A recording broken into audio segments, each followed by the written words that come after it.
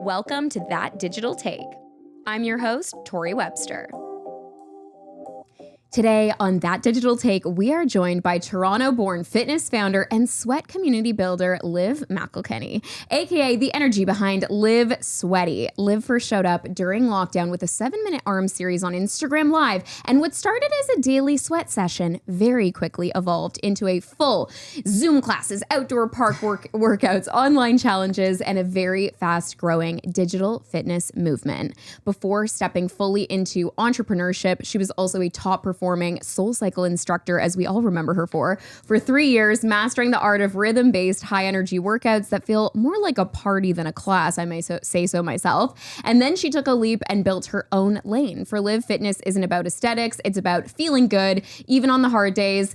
It doesn't matter. Sweating it out is the outlet. So today we're talking discipline, manifestation, building online community, talking career risks, and what it actually takes to turn positive energy into a business. Liv, welcome to That Digital Take. Let's get sweaty together, Woo! Shall we? What an intro. Thank you so much for that. How's it going today? How are you feeling? I'm good. I feel like I am excited to be here. I've obviously followed the pod, so I'm excited. And I met you at the beginning of my fitness journey back in the SoulCycle days. So it's nice to kind of It's a full circle moment for us. Very full circle. This is exciting. Very full So circle. let's start at the beginning. That's a great place to start. I would love to understand, let's go back to the SoulCycle days to jump off. Yeah. When did you realize that, like, okay, yes, I can be an instructor at SoulCycle, but then also build this online community at the same time? I mean, you know, honestly, COVID, I have COVID to thank for that one. I don't know that was ever the plan setting out, but I feel like we were kind of forced into lockdown, and what was originally supposed to be 2 weeks, as we know, was like, okay, let's get online. I feel like I'd been super comfortable talking on a mic, so talking to cam was never a thing for me. Right. And then it was just like, let's do these like little 7-minute arms every day. Let's be consistent with it. And I think something about that was like the consistency behind it is what really stuck. I think it was like, it's every day at 1. People were working from home. They were on their little lunch breaks. You could like grab, you know, your weights or your beans or whatever you had lying around, wine bottles. And it was kind of also just like, I think the storytelling element. I mean, you took my SoulCycle classes, but you go through phases, you're making playlists. I'm like, today we listened to Single Lady 7 times because I'm going through it. And, you know, people, I think as much as they come for the sweat, they really like connect with the instructor, and they are able, if they're able to connect with you. And I think a lot of that comes to just like being yourself. Vibe attracts your tribe kind of with that stuff. But I think during a really like kind of dark time, which was COVID, it was like, come on for 7 minutes. We're going to be silly. We're going to kind of turn off what's going on around us in the world and get a little bit of movement in, get a little endorphin rush, and then like see you tomorrow. And I will see you tomorrow. And that lasted for a long time. It was longer than 2 weeks is what I'd say. You got there really quickly in the sense that obviously COVID was a really hard time for gyms, for people in the fitness community. You did that pivot to online really quickly. Was that smart? I mean, obviously it was smart insight because you were like, this is where things are heading. Yeah. But did you do that consciously being like, this could be a business builder? Or was it much more like, this needs to be an outlet because I'm also going through it and we just need a place to like find community and connect? I think that second one, and it really was just like, how can I kind of just be also like, I was missing my community too. Like it was like, and again, thinking that it was only going to be for 2 weeks, like I have the videos saved in my archives of like, we're going to do this every day for 14 days until we're back in the studio. And so I think for me at the time, it definitely was about like community and like kind of getting everyone together. I think the biggest pivot was, I think it was like 3 months in when someone was like, we really want you to do full classes. And I, you know, it was on Instagram Live and I saved them and people could go back and do them if you missed them during the day. And at that point it was free, I imagine? Yeah, it was free. Completely free. Yeah. And I just remember being like, okay, I think I can like take this up a notch and like do a class. And again, at the same time, not even thinking of it as a business, but I was like, we're going to be back in the studio in no time. Yeah. Again, we were not back in the studio in no time, but like, how can I take my tools and all of my many, you know, certifications and turn this into like still bringing people together from the comfort of and safety of their homes, and also just like still being myself and being able to connect with people. And during that time too, I felt really lucky because it was during the very beginning phase where I feel like everyone was cameras on. So it was like, you know, we're all in this together and we're all kind of like, it was just like it was a really weird time, but I felt like that really like jump-started a big community in the online space for me too. After a few months of doing the online workouts, I was hosting these, you know, 30-day challenges, and we were doing virtual dinner parties every Thursday and coffee, like little coffee dates in the morning. And I think especially going back to my SoulCycle days, that was where I really made my community. You can do a ton of stuff in that room and on the bike and be silly, but it's before and after class. And I'm seeing people 5-6 times a week. So you actually have time to be like, how's your husband? How are your kids? How'd your exam go? And really get to connect with people. And it was nice to not just like log off of Zoom, because I think that people were really missing that community element, not So just true. like, so it'd be like, let's do a workout. And then if you have time, pour yourself a coffee. We've got 20 minutes after and we can just like hang, chat. I would bring my little, manifestation cards or journal prompts, and whoever wanted to chat would. And I think the best part too was like, you didn't have to chat. It was just nice when we were all locked away at home to be like, I can sit in on this conversation and kind of be a part of something, How which was quickly really special. then did you realize, oh, maybe this should be a business and I should be able to monetize this?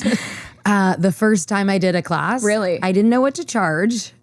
I was like, let's make it $10. Also, people were coming to SoulCycle and paying $40 a class. Yeah, it's almost like you should have started at 40. But I was like, we're at home, like whatever, I'll charge $10. Sure. And like, I think like 400 people showed up for the first class. And I was like, You're like, I can charge more than $10. I know I didn't. I think that was the crazy thing too. Like I was like, I feel like this is like attainable for people. Like I love that, especially knowing that so many people were like out work. Like I felt like that was where I landed with like, people are paying $40 at SoulCycle. I feel like $10 to like sign on, which again, at that time, a lot of people weren't working. So I felt like that was like a nice sort of thing where it was like, okay, we'll see how many people come. And then very quickly I was like, oh wow, like this is like a really cool opportunity. And I love being able to reach more people that way too. Like have it be something that's like it's super more accessible. Yeah. But yeah, like that was when I was like, oh, I gotta rethink this because this is really amazing and also really great and so from a business standpoint. You never turned back post-COVID then. You went from working in-house at other studios to then being completely entrepreneurial. Yeah. What was that transition like for you? Or did it happen very naturally because obviously then we were locked in with COVID, so you had these like almost 2 to 3 years of kind of slowly building. Figuring it out on my own. Yeah, I would say it was definitely, again, the second there with like taking the time to like, okay, now that I have this group of people, it was like starting an email thread and how can I continue to stay connected and relevant and engaging? And that's when, again, we did that for a few months. And then it was like, we're doing these 30-day challenges. I'm bringing in other guest instructors. I'm bringing in someone to coach meditation, someone to coach nutrition, and then having these like little community elements to it, which I think really helped with like shifting that into actually a business. Because it was like, you're getting also a little bit more when you do the challenges. You can still do just the workouts, but now we have, these 30-day challenges. Now things live on the online platform and sort of shifting from what was liver beans during COVID, kind of just like jumped into turning it into Liv Sweaty, having a proper website, starting to like actually like build that out. But yeah, definitely it was nice to have the time. Interesting. During, there was a time where I was doing like 2 and 3 of the online workouts a day. So it'd be like those hours in between where we still didn't have anything to do. Yeah. So it was like, how can I figure out how to continue to grow this and like really just like get this going? So when did you realize that, okay, now I'm not only a fitness instructor, I'm also a Toronto-based influencer? You know what? Honestly, it was kind of around the same time. And I think just the big, and again, like, not to say luck, because I feel like there was a bunch of work that went into this, but I had these brands that were like, it's hard to like be able to like do events, obviously, and like gifting and all those things is a completely other thing. But how can we like get things to our like direct target audience? And it was like, okay, we have this person that's putting on these classes that she has like hundreds of people showing up for. So it was during that transition, and it started with like, an activewear company would be like, we'd love to get you in our sets. And then it turned into like the sneaker space being like, we'd love to send you shoes to like get on your feet when you're teaching. It also shifted into, I had all these big like corporate companies that were reaching out being like, we have this like wellness budget. We can't be giving it to like a gym or any of these things. So would you mind teaching for like Deloitte every Wednesday at noon? Yeah. And it would be a completely new group of people than I am typically used to as well. Yeah. And from then on, I feel like things really started growing. Wow. I also will say, I feel like the SoulCycle era too of like, that was such a hot spot from New York, came here, and I feel like I had a ton of people in my network that I'm very grateful for, because a lot of the times when I see these emails coming through, it's like, hey, Liv, I'm reaching out from so-and-so. I used to take your class years ago, And I think always that one also, degree of separation. Yes, that definitely really helped like propel me forward.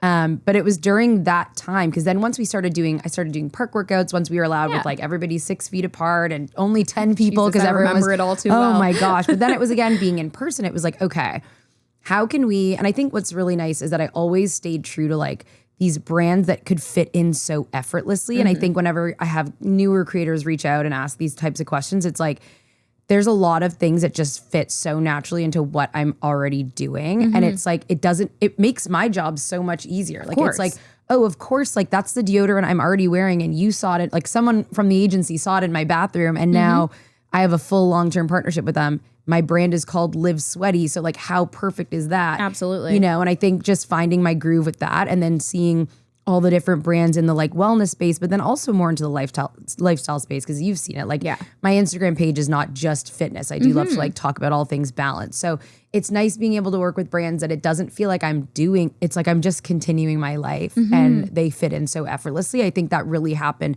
over those 2-3 years of COVID. What about mentorship? Because now this is an industry you're turning around into and you're saying, okay, now I'm a content creator. Yeah. What did that look like for you in those early days of setting rates, or did you work with a management team? Or because you talk about now people can come to you for, advice or access, but what was it like for you on the reverse? I think it was really honestly like a lot of winging it. Like I actually never went the agency route. Yeah. I feel like very early on, some of my like mentors in the space had been like, start to build your own team, start to figure it out, take your content creator girlfriends for a coffee or like pitch them on kind of like how they got started. Yeah. And then sort of from there being like, okay, what am I charging? I remember the first time being benchmark rates. I have no clue.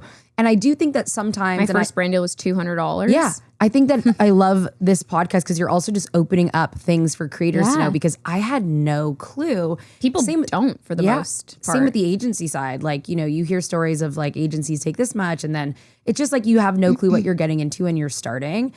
I kind of just winged it. And I remember like my first paid partnership, then the second one, I asked for a little more than the first one. And then I kind of got to this place where like, if they're not saying no, I feel like I got to just up the rate. So Erin Layden was on the pod and it was a very popular episode. And she was talking about if you should only be getting a yes to every 10 inquiries or else your rate is too low. 100%. Which is really interesting. Yeah, I think that too. Like I literally, even now, like every year, I'll go and be like, okay, brands are saying yes too easy. We got to up the rate. Totally. We got to up the rate. And like, I think it's interesting. I did have an agency at one point, and this is like no slander to them, but they were a newer agency and they were kind of like, how about we won't sign you? Cause I was kind of like iffy about it, but they were like, but whatever we do bring you, you get a commission for. Keep what you kill. Yeah, exactly. And I had said yes. And then they were like, after like 2 or 3 months, they were like, you've said no to everything we've brought. I think your rates are too high. I think da-da-da-da-da-da. And I was like, right. So over here are way bigger brands that even as a smaller creator, I'm landing. They're meeting my rates because they see the value in my engagements. Yep. So why would I say yes and diminish my brand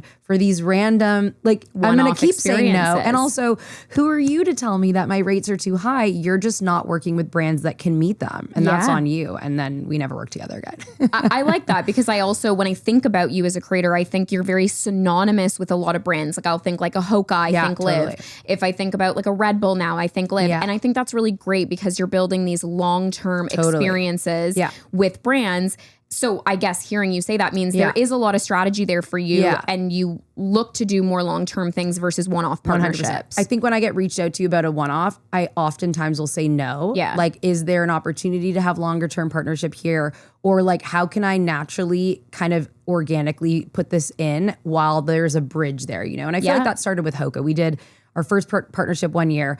And then, a couple months later, we did another one. And then once it was like, oh, I love these shoes. I'm actually wearing these every day. I'm posting things in between, which is kind of what weaved the way to like a long-term partnership. Right. And now for me, and I think in any space, but especially in the fitness space, I think you have to be really mindful of like, I see the people that it's like, this was your favorite granola bar this month, and next month, this is your favorite granola bar. And as you continue to do that, you lose the loyalty of your community. Absolutely. Because they're like, well, is that actually what you like working with or like or like you like using, or is that where the paycheck's coming from? And I think that like that comes from like saying no to things that don't align with me, that are not on brand with my actual life. And then at the same time, can we build something like this? Because I'd rather not speak on it than if it's going to be a one-off, because then that just puts me in a box. And it's challenging too, because there's like, to your point, that oversaturation as a creator, which is like too many brands, too much talk. Yeah. Then you're almost synonymous with no brands. Yeah. It's like, where is the connection? Yeah.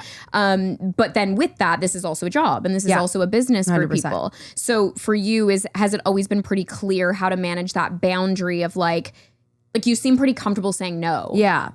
I think one or of walking away from the money, I guess would be a better way to put it. I think that one thing that at the very beginning I made sure of, and I think this also comes with being like a little bit older in the creator space when you're like getting your footing, is like, I mean, when I first started in the creator space, I had like 4 other jobs. I was like teaching at SoulCycle, I was a flight attendant, I was doing marketing for a bathing suit company, and then this was the last piece of it. So it put me in a position of being able to say no because I wasn't relying on the money. Really beautiful place to be though, to build a brand. But again, it was like I worked my ass off, and all of those almost kind of helped worked each together. other. It was like, oh, I'm a flight attendant, so I'm in this bikini for this agency, and I'm over in Hawaii, but I'm posting a photo, and I'm doing, and that worked really great. But I was really clear about making sure that I had a steady income before this was my full-time job. I think that's really good advice for young people to hear too, though, because if you're chasing things and you have to pay rent, then it feels like you could be slewing or shelling out a product just because you need the money. And 100%. That's a difficult place to be as a creative. For sure. Because it's like, how can those two things coexist? And you can't say no because you're like, okay, well, I have things to pay for. Exactly. So I do feel like that was something that was really important to me. And I think just like being aware of that going into the job and also with the market, like you just never really know what way it's going to go. So until you're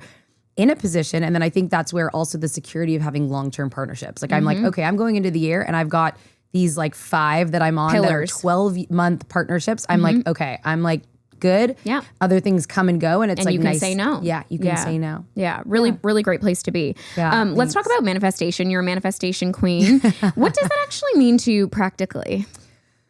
I think I think that manifesting as a whole is like really just like believing that you can do something. I think that, that goes with what all the girlies are saying. You got to be a little delulu. And it's true. I do. I say things sometimes where I'm like, even the class I just taught at the top of the CN Tower, it's like, I said I wanted to do that a few years ago. And it's like, babe, how are we getting there? I don't know how I'm getting there. But I will be getting there. Is it funny? And because I'm a big manifester as well, and I'm sure you might relate to this, which is sometimes I'll do manifestations or vision boards, and then maybe a year will go by and I'll be like, that's funny that was on there, and it wouldn't be something that was like relevant for that year. Then 4 years will go by. And you're like, then you look back and you're like, whoa, like there's so much more that has taken 100%. place. And that's maybe the thing too, which is the part that no one wants to buy into, which is the patient part of it, 100%. that it just isn't going to happen overnight. 100%. Yeah. But if you really want it and you align, like, you know what I mean? Like it will come. And I do think like writing things down, saying them out loud, that's the layer that makes you delulu, because you're putting yourself in a vulnerable enough position for people to be like, hey, that's nuts. And then you're like, all right, well, stand by. And when I'm doing it, we can have this conversation again. And I think that people are a little afraid to do that, to put themselves in a vulnerable position. I think that also comes with being an entrepreneur and having to believe in yourself, even when nobody else does. You literally have to be your own hype girl. Completely. Because no one's going to do that for you until you're kind of already on your way up. When you're in those beginning building stages, you got to be your own. You got to tell yourself you're going to do it. There's 2 schools of thought here, which is 1, talk about what you want loudly and proudly and let other people know where you're going, because how can you get something if you don't say it? Then there's the other school of thought, which is like keep your manifestations close and like keep your business to yourself. Where do you land on those two things? I think you can do both in a way of like, being I'm confident that my business will succeed. I think that it's being selective. Like, I can tell my grandma and my best friend, this is something that I really want and I'm working on it. And also there's ways to speak about things that you want without saying exactly what it is. Totally. And I think that that's like, I believe in the evil eye sometimes. Yeah, I do too. I'm like, I think people will put themselves in a position to be like, I will. Okay, so I feel 2 ways about the evil eye. I do believe in it. I believe in it deeply. At the same time, I think that sometimes, and people will also misread, like some people aren't bragging or aren't like gloating online. They're just like living their life in the moments that they've worked really hard to get at. And so I do think the concept of somebody like evil eyeing you and like seeing when they think you're bragging, but as long as it's coming from a place of like, I worked and I feel like that's important as a content creator. For me, I always love to share the receipts. Like I'm like, oh, here's that thing that I wrote down and I have a picture and it's dated from 5 years ago. Yeah. Because then people also see the journey. I think that also comes from being an authentic creator, which is sharing the highs and the lows. True. And I have a ton of people that I follow that I admire and love for so many reasons, but I don't know if you've had a hard, and not that that's anybody's business and nobody has to share that, but I do think being a more like, lifestyle and kind of open book online also allows people to be like, oh, like I saw her making gift bags for 100 people for 5 years, or teaching in her living room and pushing her couch to the wall twice a day, and it gives people, not that anybody is owed the backstory, but I do think when it comes to like the evil eye, like I'm like okay being like, oh my God, I did this amazing thing. I'm going to post 10 times about it. And even if it's annoying on the 10th time, like I'm super excited this thing that I accomplished, and I'm, next up is the moon kind of vibe, because people that can see your journey, they like also admire it more, and it becomes something that they can look at as an inspiration kind of, instead of being like jealous. It's like, okay, she actually literally built that from the ground up. And instead of being like, how'd she get that? It's like, you can scroll down and see where it started, and like hopefully use that same energy to like let it motivate you to also kind of build something too. I really like the sentiment that jealousy is just blocked desire. And I think that in our industry in particular, it's an industry where people are obviously a little bit sharing a highlight reel. Yes, always, and, for sure. There's a positioning thing happening all the time. Yeah. And that's just the way it goes in social media. But how do you personally, because if jealousy is blocked desire and I see another creator's life and I'm envious of it, then I can use that as motivation to be like, okay, that's something I'd like to achieve, or a brand I'd like to work with, or whatever it might be. Right. How do you deal with that comparison culture? Because that is a thing. It's like, oh, that person got the brand deal or did the trip or got the thing versus just staying in your own lane. I do really think there's an element of being, you keep watering your own grass so that you can't, like, I think I'm always very busy. Yeah. And I feel like that doesn't give you time to compare yourself to other people. When I see people get brand deals that I would be like, oh, that would have been a great fit, I'm like, that's awesome for them. Totally. I also have these other fits that were like a really great fit for me that I'm sure there's other people that are like, I wonder how she got that. But I think when you can reposition it to like, I'm busy, I'm happy for them. I feel that way in every area of my life. I just did a post about this yesterday, but like I'm 33. My friends are married with kids. Yeah. I want to be married with kids. Yeah. I have not met the right person.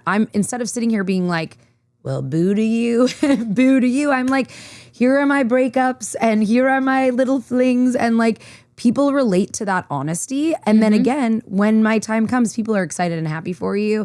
And then when it doesn't work out, people are excited and happy for your vulnerability because it's normal. And I think that just in all areas, if you can see things and not put yourself as a competitor, you'll just go further. It's just not your time, and your time is coming. And then you manifest your time and it's on the way whenever it's coming. 1,000%. Yeah. What happens in the fitness industry that are some toxic traits on like the influencer side of the fitness industry that you've seen? This is a big one. Is it? Nobody be mad at me for my answer. I think the fitness space is such a sensitive space, as it should be, especially with like younger girls online, and there's such a toxic like diet culture, and there's these like, quick fixes or whatever you want to call them. I think that it's tough the time that we live in with social media too, where it's these quick sound bites and it's these big fonts on the screen. And I just really have always stayed so far away from that stuff. I think that you also have to lead by example. I know so many people in the fitness space that are posting X, Y, and Z and then not practicing what they preach. And I think that can just be really toxic. You're there to like influence people to live a healthy life. That's really difficult, right? Like if someone's like, oh, I'm working out 4 times a day, but then secretly they're just on a GLP-1 or something. Exactly. And you're like, okay, this is really difficult. It's so tough. Even just like in the fitness space too, like the editing of your body and photos, when like you are here to literally motivate people to feel good in their skin. I think something like I kind of stay away from like any sort of diet, weight loss of anything in the fitness space. Like my workouts are to get sweaty and feel strong and come for the vibes.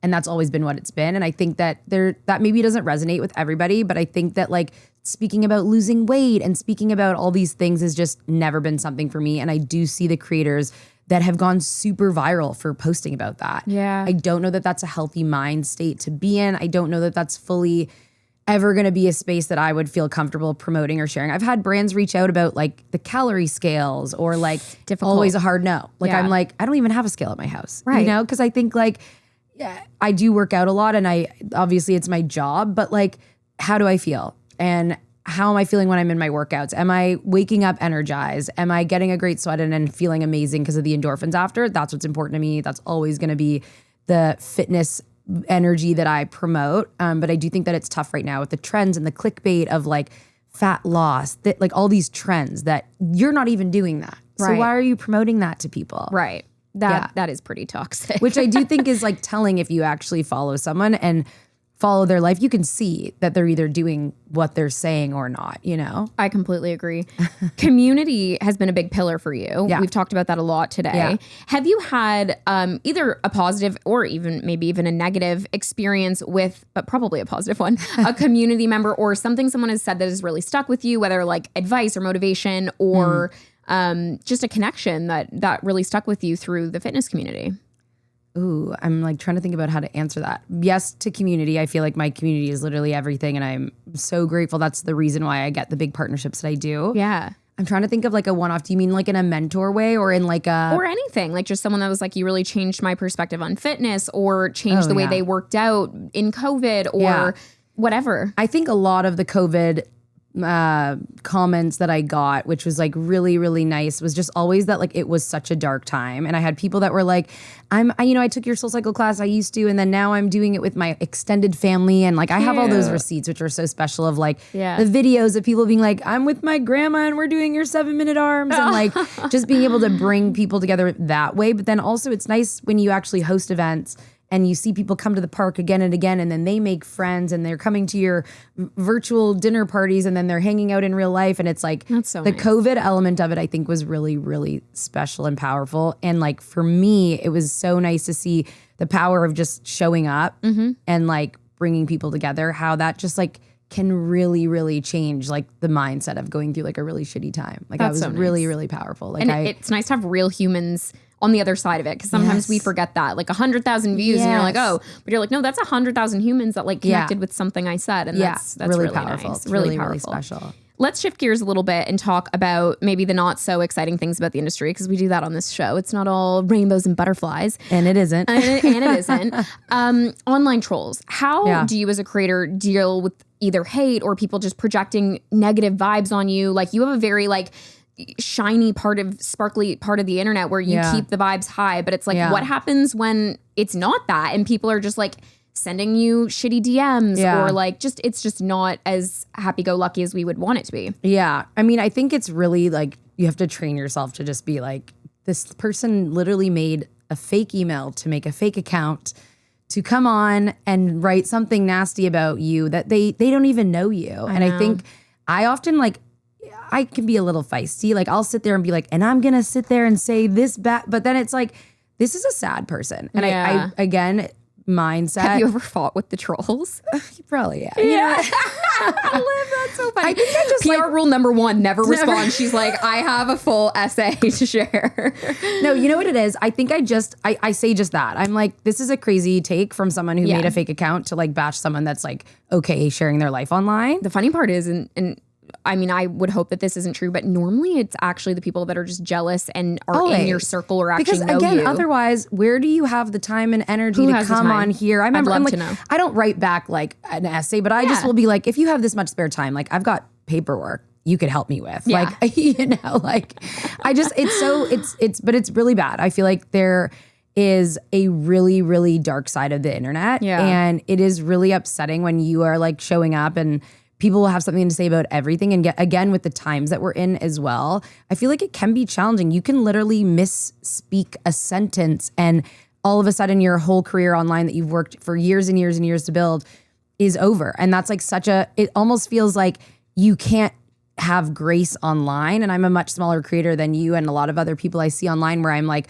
oh, like, you know, there are situations where it is fair, but I do think that there's been a lot of times where it's like, oh, you mean this? Or like even people getting like their relationships ripped apart. It's like your boyfriend hates you and you're like, oh my God, like because he didn't do this in the video. You know, I see it online and I think we're just in a constant state of being judged, which is partially what we sign up for when it's good, it's really amazing. But I do think you have to have a pretty thick skin to be in this space because people do feel like they're allowed to speak on anything that you share. I think I've had this experience in the past when I've shared relationships and then I've had people being like, well, we have the right to know now. And I'm like, because of what? Like, you know, like, why do you think that you are owed that? So yeah, I definitely think you have to have some pretty thick skin to be able to be in this game. people want like the authenticity, but then in the same breath, the second you misspeak, they also want your head. Yeah, So 100%. that's really difficult. It's tough. It's a tough line. Even when you're like joking about things. Like I've definitely, I don't know if you've ever experienced this too, but like people that are around you where you're like, that wasn't about you. Or like, you know, you make a cheeky joke being like, this one's for the girls. And it's like, so you hate your husband. And you're like, this had nothing to do with anybody. Like I'm just making a cheeky joke, or it's a trend, or it's a, you know. And I like the sentiment that like the public will always be holding flowers in their right hand, but a rock in their left. Yeah, and they're it's ready like, to come for you. Yeah, and you're like, it's and then difficult. sometimes you can't do enough, and then you know, it's just or like you have an experience, and again, you came in the industry from a very different angle than me, so I'm curious your perspective on this. But like, I'm someone that grew up with a lot of media training. I've talked about this a lot on the pod, and it's like there's a world where you put yourself out there enough that there does become a veil, no matter how much time goes 100%. on, because you can only give so much. You have to the protect world. your peace also. Yeah. Like there's gotta be a veil. There's gotta be a line. There's gotta be something. So actually, let's pivot actually, because talking about your personal life, you are someone that you're pretty open book online in an exciting way. I think people will always be excited by like someone going into a new journey. You've been really public about like, I'm going through a breakup. I'm, going through a difficult time. That is the real shit. That's the relatable stuff. That's what people are like, hey, me too. Let's watch the same rom-com tonight, or like, let's bond over this. Yeah. What is that line for you between like business brand Liv and like, this is also my personal life and I'm happy and I want to share this. Yeah. And I'm just going to do it because it's my life. Yeah. I think something that is like, has always been kind of like, that's where the line is a little different for me. I know you shared you had media training and all these things. I kind of never went into this job being like, I want to be a content creator. Yeah. Like the same way that I post stories now, I was posting on Snapchat in high school to my friends, just being like, this is what I'm doing today. And this is what I'm taking them through my whole day. And then when Instagram got stories, it was like, I just kind of did that for my 800 followers. And then, I started working at SoulCycle. So people started taking my class. I started gaining a following.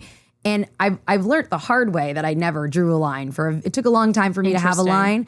And I do think that's because there's so much connection. And I think that a large part of my community is actually not there for the fitness. And they're not there for the tips on wellness. Fair. They're there for the like, okay, here's somebody that we can kind of relate to. She's, 33 and, doesn't have... Yeah, single, living a great life, whatever it might be. Like, whatever they're just the story is. Wow. Like, how exciting that they can relate to that. Yeah, and I'm, of course, not the only person to ever do this, but I think it's people like to see people that are like, it's not all shiny. Like, I have no issue when I first started going to therapy, also sharing all about, like, I'm going to therapy. We don't need to get into the whys of all those things, but putting myself in a position where it's like, hey, this is totally normal and okay. Yeah. And I think that being in a space also that is fitness and wellness where people are actively, if you're coming to my SoulCycle class, you're like, you're actively coming to better yourself. Yeah. If you're working out, you're bettering yourself. So I think that with that comes the like vulnerability of like, everything's not always great and that's okay. And it's okay for you to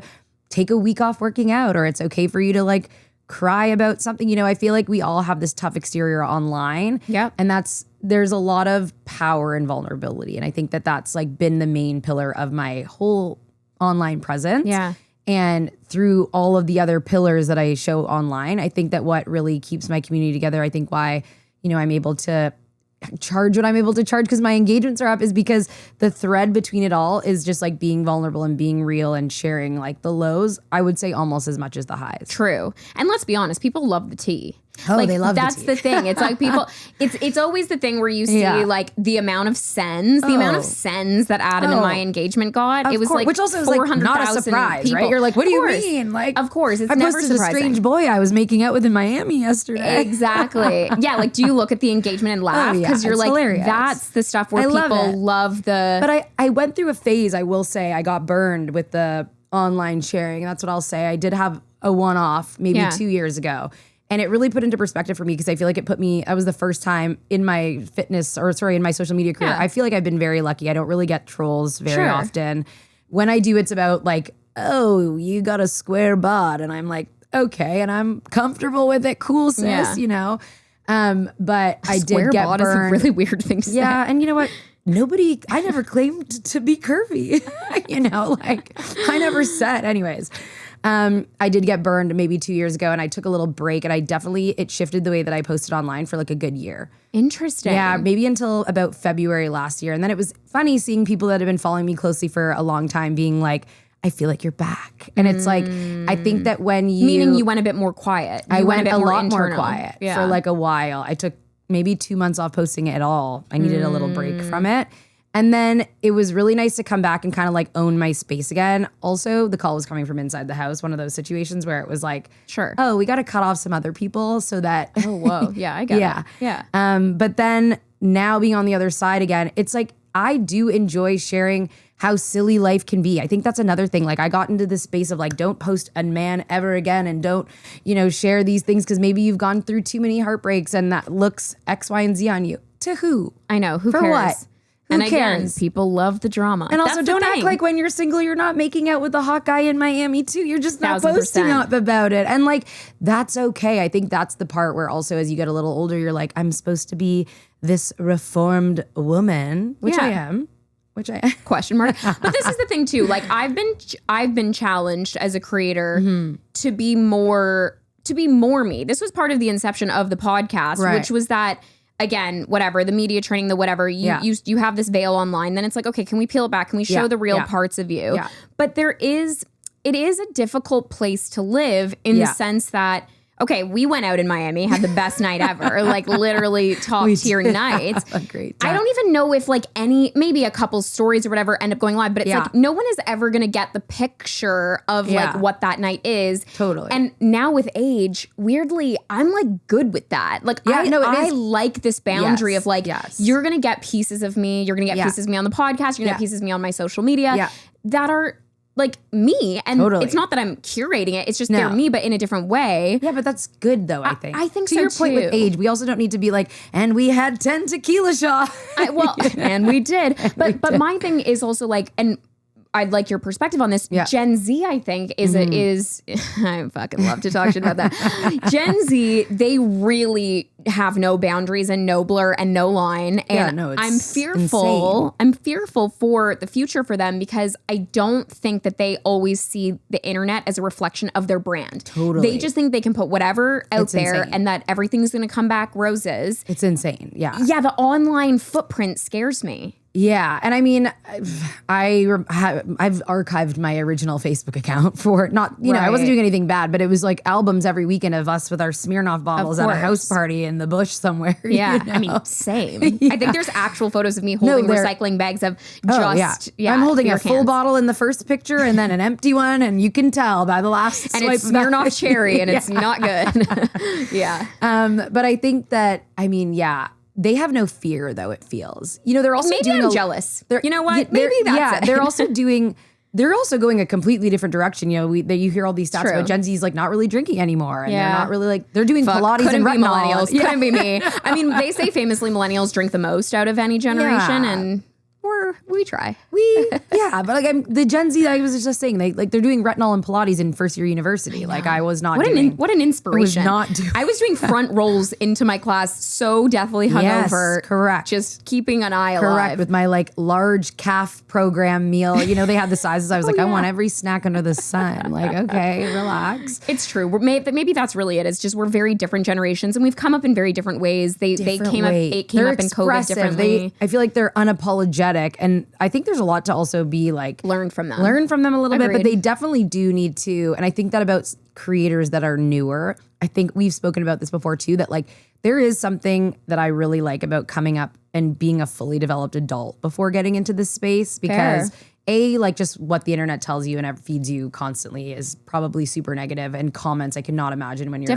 still developing how that can affect you. And then from a professional standpoint, you see these creators online that have millions of followers and they're 18, and then you see how quickly it can go away when you're not responsible with the amount of people that you are being that are holding you accountable. So I do think that what I would say about people and creators in this space, especially that are younger, is just like you gotta be careful. I agree. You should be a little apologetic about what you're sharing. And boundaries online. Are okay. Totally okay. Yeah. And you can make them whatever you want them to be. Absolutely. But you should have some. Yeah. A couple. And decide what they are. Can you talk a little bit about your morning routine? I feel like you're someone that loves a morning routine. I have like a 3-hour morning. Like mine's excessive. Okay. But also then I'm like the rest do you do of the the day, vibration plate? I just got one. I got one too. Why are we such losers? I do fall into the trends. I fall into them too. But Same. like I saw them for a year. Same. And then I waited and I got one for Christmas. Yeah, I literally got one over the break. But I feel like my morning routine, and I've tweaked it over the last year quite a bit actually, because I feel like now I'm really trying to focus on like gut health and some other stuff. Not a trend. Those things are very real. And I think that anybody that can like take time to properly like understand their body. I got an Aura ring. I got all my blood taken by a naturopath last year, you know. Like Aura sponsor us. We do love Aura ring. Yes, but I feel like now it's like I shift things, but I wake up at like 6:30 every day. Wow. Depending on the time of the year, I'll either get a walk in. I'm not a winter walk girl. No. I try to be. But when we're in Miami, we're getting a glass of broth before I leave my house. Beautiful. Try to get my 10K steps in first thing in the morning. Love. Come back, full breakfast. I like 3 eggs. This toast, is an inspiration because for me, it's caffeine to the dome. And I know it's terrible for your hormones. I've really been trying to not. I won't lie. Even just having water and a full like glass of broth before your coffee is better than nothing. Because I too used to wake up. I remember going to teach at 6 a.m. at SoulCycle and stopping at 5:45 for a coffee and then chugging it. And then also realizing that I maybe also don't need any caffeine. I wake up wired and I could probably lay off doing that. Yeah. But I think being more in touch with my hormones and all of those things, now I really try to get the water, get the broth, get the electrolytes, go for a walk, come home, have a whole breakfast, then go for my workout, then have my coffee, then have lunch. But the morning routine, I have a 5-minute like very like solid. It's solid and it's been for like 5 years. Like I think during COVID, I have my 5-minute journal, which I have had for 5 years, and I do it every morning. I think I love the simplicity of it. Same. It doesn't make me have to sit down and think and prompt myself. I definitely journal on other times and like get more into it, but I think the morning consistency of like 5 things you're grateful for. Love it. 5 things that will make the day great. Close it up, carry on. I feel like that's a part of manifesting. I've said I'm going to have a good day. Now I'm going to. It's true. And then getting on with the day. I love a list. I write it all out while I'm having my breakfast, and then I get into it. But I do think like I definitely work out twice in the morning with my walk and then my workout. I try to have a full breakfast to like make sure I'm good for the day. Definitely used to skip those things when I was younger. I was going to say very motivational, but she's 33, folks. I'm 33, guys. I like have a proper kitchen now in my house, so I'm trying to be a big girl. It's also just like we fall into the old habits die hard. I'll say that. God, it's like I've probably since university woken up and relied on coffee first. Yes. And so I feel I still do that. But it's interesting because the older you get, the more in touch with your hormones, the Aura ring, like, all that. Do I like this or is it just like habit? You actually feel like shit. It's just habit. Yeah, why am I doing that? I've shot my cortisol to the moon and you're just like, whoa. It's kind of crazy. Yeah, it's kind of nuts. And then you're like, oh, whoa, if I have some protein, I actually feel like okay. Have a water in the morning, babe. It's not science. It's just, we just don't. Yeah, it's routine. It's hard to habit. We'll take this as motivation. Yeah. Liv's morning routine is really solid. I'll write it out. It's been consistent. I love it. Do you have one habit, and maybe it is the 5-minute journal, that you feel has changed your life? I mean, I want to say it's my whole morning routine because I really mean all the different steps like add their own various like perks. Sure. But I do think just like waking up with gratitude, whatever that means to you, you don't have to have the journal. Just like waking up and like truly like mind over matter, but being like today's going to be a good day. And then I think that's what the power of the 5-minute journal is. But any sort of like writing it down, saying it out loud, typing it out of just like what is something that you're grateful for. We can get like so caught up with like negative things that are going on and negative things around us and the world's on fire and all of that. But I feel like if you wake up and you're like, the sun is shining, my family and friends are in good health, and I really love my job. It's like, and start the day. Yeah. And it's like, it's so silly, but it's like, if you remind yourself enough times of all the good things in your life and that's your perspective, I feel like it just makes it easier to wake up and carry on with the day, which is like just powerful, and it's small. Even though like, what are 3 things that can make today great? Positive changes. It's like getting my 10K steps in, finishing my to-do list, and locking in a new deal. Maybe that's the thing. It doesn't have to be as deep as everybody I makes think it that's seem. what people get really intimidated. Like, well, I don't have time for that in the morning. Again, I think not to really harp on the 5-minute journal here. Yeah. Not an ad. I feel like. I mean, I love mine too. So I love it. But it's just because they've brought the simplicity to journaling and they, it's very called the 5-minute because it's like you do have 5 minutes. Like you can find literally 5 minutes. And sometimes you like will crave it. Like there's even times where I'm really busy and on the run, but I still feel like, give me that hey, 5 I'm going to minutes. take the 5 minutes to ground myself here. Yeah. It can be a grounding it's exercise. Like a meditation in its own 1,000%. Yeah. Do you meditate? You know what? No, I could definitely benefit from it. I would imagine. It's probably our ADHD. Yeah. Which is how we got here in the first place. Right. Well, that's the thing. There's a lot of power in being really high energy, 100%. But the difficulty is turning the brain off sometimes. Turning the brain off feels like my hardest task. Me too. Me too. Let's talk a little bit about kind of the like undertones of the industry. Has there been a time in recent times that you can think of that you felt insecure in this industry? I think there's definitely always a pressure to be like evolving in one way or another. And I do think that content has really shifted. Like I feel like to this day, my favorite kind of content is a carousel. Like back when it used to be like 7 or 10. Like I love like 20 nice pics in a pictures. row. Yeah. And then, it shifted to like reels. And then when TikTok happened, there was this big push to be making these like video content only. I like long form content. Like if I'm going to make a video, like I want it to be my whole day, not this like 6-second thing that you have to watch 100 times to even gauge what I'm watching. Yeah. I don't personally enjoy that style of content. So it's made it really hard now that you're actually going against the algorithm when you don't do what it does. And that's what the brands want. They want the IG reels. They want the video content on TikTok. I think that's been something that's been challenging.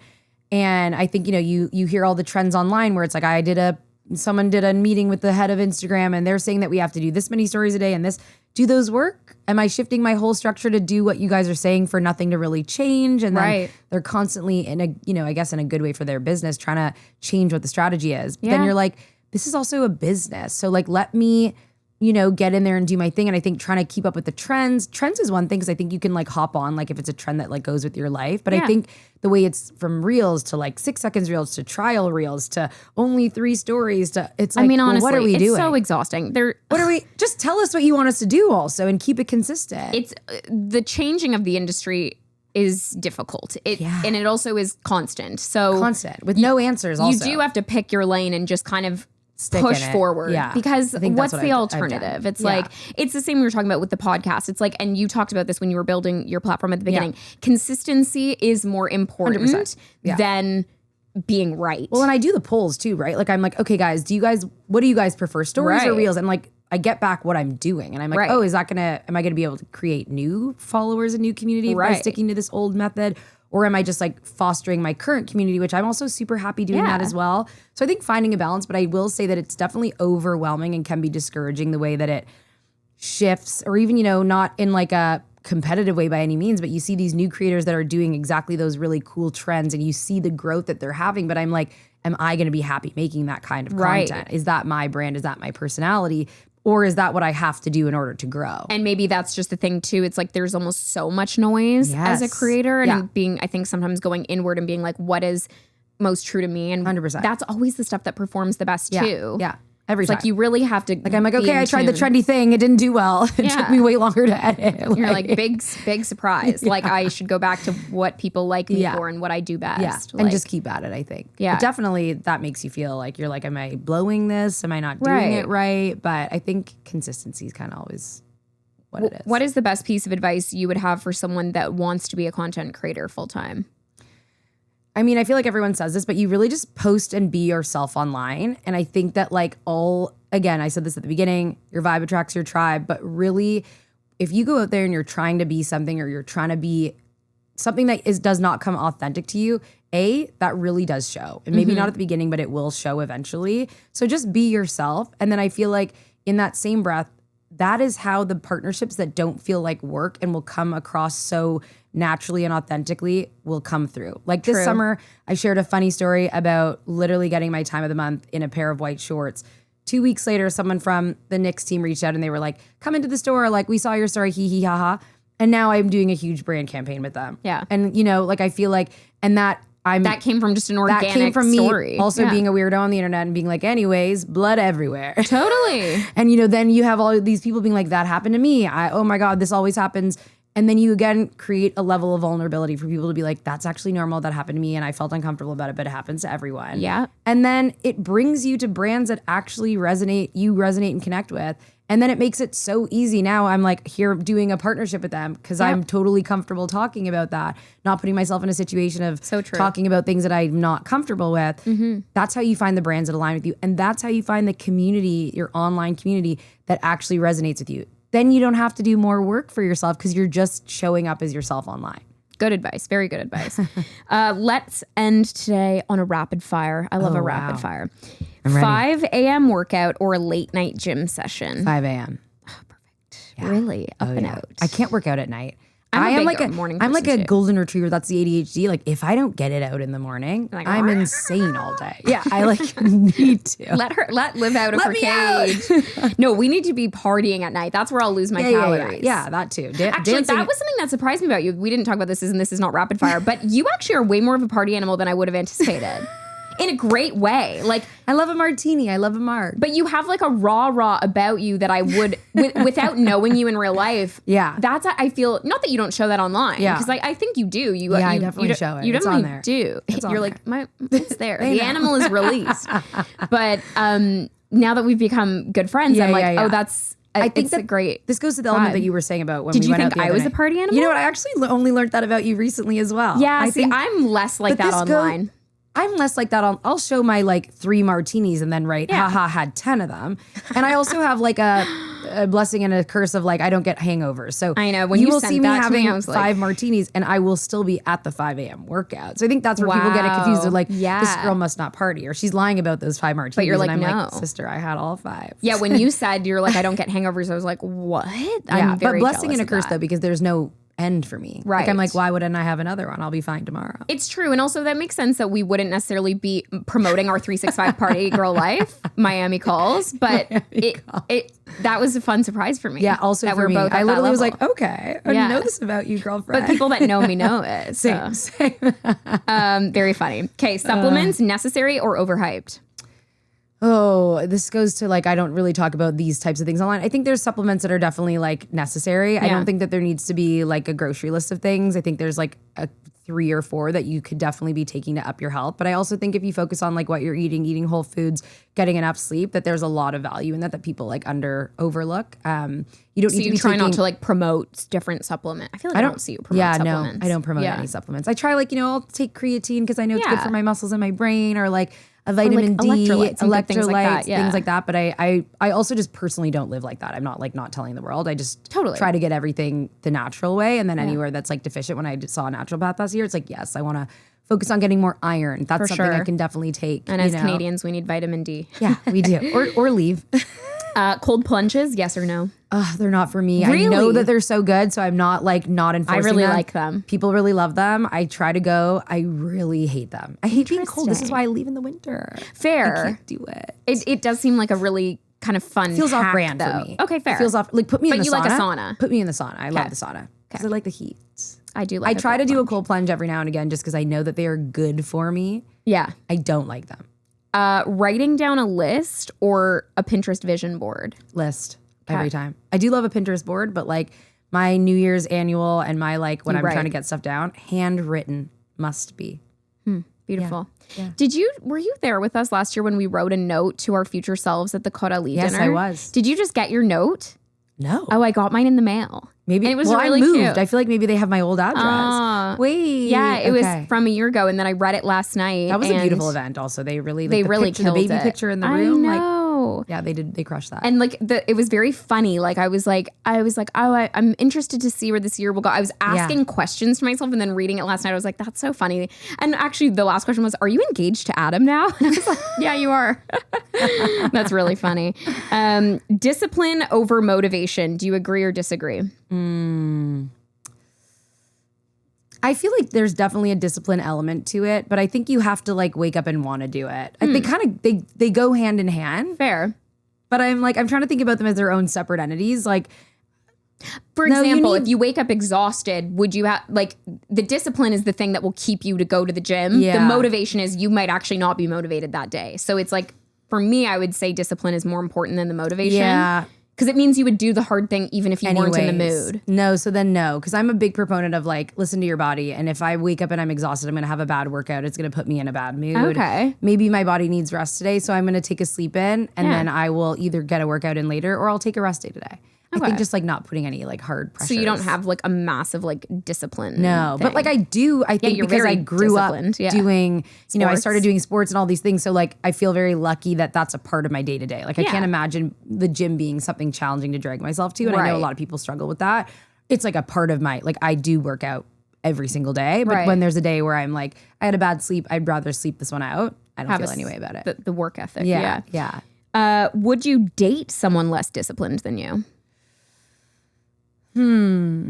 Like, does it affect me? Like, are they? Like, basically, like, does someone's ambition So I need think to be ambition mirrored? goes in a lot of different directions. So if it's not fair. necessarily about the workout, I think I like someone that's like ambitious, driven, disciplined. Yeah, in I their was own- I was asking more like from a gym perspective, which is Yeah. funny, but yeah, true. I guess it could be like they're just ambitious in their job or ambitious in Yeah. their work or I think that I like to be able to like work out with my partner, not in like a I don't want to go to the gym with you. Gym and rat. I don't want to go to the gym with you and leave me and my Pilates girlies alone. But Right. like, it's nice to be able to be like sometimes we work out or like going on a trip and being able to go on a 10-kilometer hike. Like, Yeah. are you active? Like, I think those Right. things are important to me. But I wouldn't say they need to be like that's a good way to put it. Equal level of activity. activity or an active. I couldn't Playing date like padel. someone. Yeah, What is it? Is it paddle or I don't know. There's padel? controversy. I don't know Okay. what it is, but okay. James is I like think it's paddle. I think someone that's active. That's important to me, and that will always be like something that's important to me. Love that. Yeah. What era are you in right now? I honestly feel like I'm in my best era. I don't know what era that is. I feel like, again, not to bring up my age again, but I think that I had this like interesting like last few years of being like, even this goes to like the partying thing. And like, I don't party that much, but I do love a stiff martini a couple times a week. But I think like you go through this wave when everybody else is kind of doing these other things that you're like supposed to be doing, where I think I almost got to this point where I'm like, oh, like maybe I shouldn't talk about my breakup again because that's so embarrassing because, or like maybe I shouldn't be like showing myself like on stage with Tiesto because you're like, fuck. not- Why does that always happen to us? Honestly, it's ridiculous. But I think that like I'm in this phase now where I'm like, everything in my life is going really well in a way that like, not to like evil eye myself, but like I feel full. And I think that that takes your own inner work. Like Lord knows I've been seeing my therapist every day for 3 years. Yeah. So thankful for her. But like, I'm in such a good place where I'm happy with the way that my life is going. I don't feel like there's a pillar where I'm lacking. And I think that I've filled the rest of my life so that I'm not sitting here being like, I don't have this. I'm really just focused on what I do have. Yeah. And everything feels really nice right now. And because of that, I feel like I'm able to show more things in my life. Yeah. Like now that I'm over here, I'm like, here I am kissing the boy and here I am on stage with my Yes. cocktails. Because I'm like, whoever's judging me clearly does not have That's enough on them. going on in their life that they care about what I'm doing. Have you ever just heard shouldn't. of the husband list? Ooh. Maybe? So there's like this phenomenon that like after you go through like a couple of hard yes. breakups that Yeah. you should kind of write out Yeah, I did honest, almost like a manifestation. I did this year. You did. I did it as a part of my New Year's Eve. Like I do every year, I Yes. write myself a note and it's like lengthy. It's like 6 Yes. pages. I go through what happened the year, what I didn't like, and what I want to come the next year. Okay, And then I read so it the next husband year. list. And I And- wrote it in and there.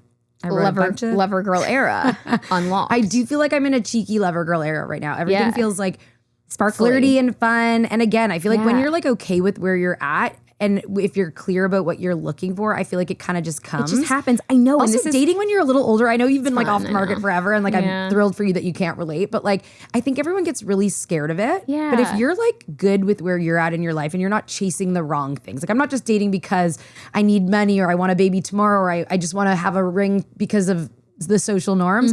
If you're like, I'm being intentional about my dating or not, you're like, I just want to go have fun. I feel like it's just like, it's a really fun time. And I don't know if that's just like what I'm attracting right now, but like, I think that's great. dating in Miami has been so fun. People Love. are like, hey, let me take you on a boat tomorrow. And I'm like, and you know what? I absolutely would love that.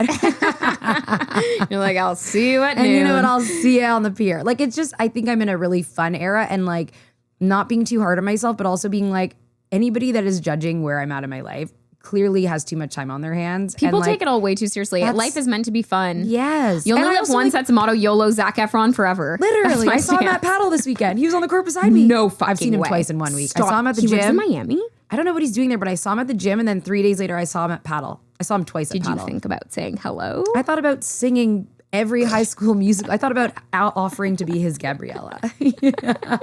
Stop. He definitely does not look as kooky as those online photos make him seem. Listen, he's forever hot to me. He's forever hot. Yeah. He's also way shorter than I thought. Yeah, he's petite. I'm taller than him. I'm Really? 5'7". Yeah. Okay. He was like short. I could still make it work. You could I'm make only it work, girl. 5'1".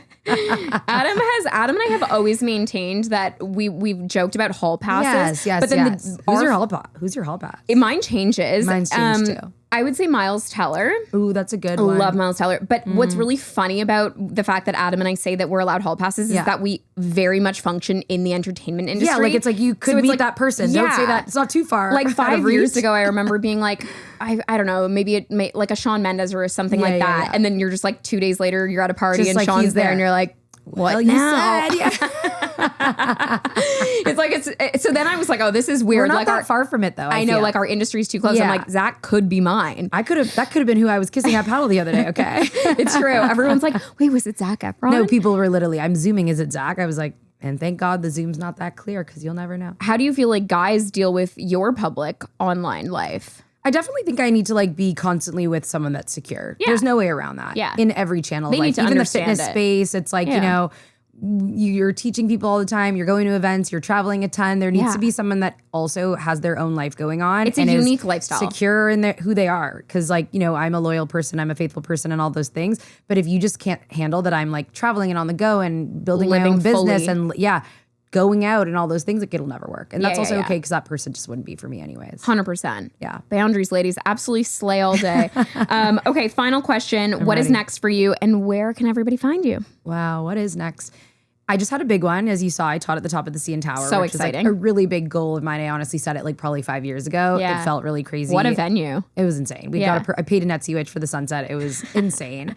These Etsy witches are like There are working. apparently no more. Someone just recently told What me do you you can't do. I mean, it's a. I don't want to call it a scam because I had a great sunset and maybe that's a part of manifestation. But like, I thought there was going to be an experience. I thought you'd pay I did my hair. Like I thought she was going to like make Call me do you. a couple deep breaths and like it was going to be a FaceTime thing. Like I've done psychic readings. you like just that. pay and walk No, away? But I wasn't expecting that. So literally, it's like you just send the Pay money 20 and they bucks. send you like an email being like, thanks.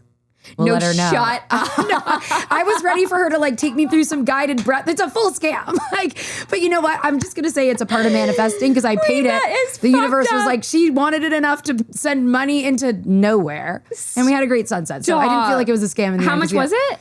You can do different. I did different tiers. And what It tier goes did from you like 10. pay? I did 40 because I really Shut up.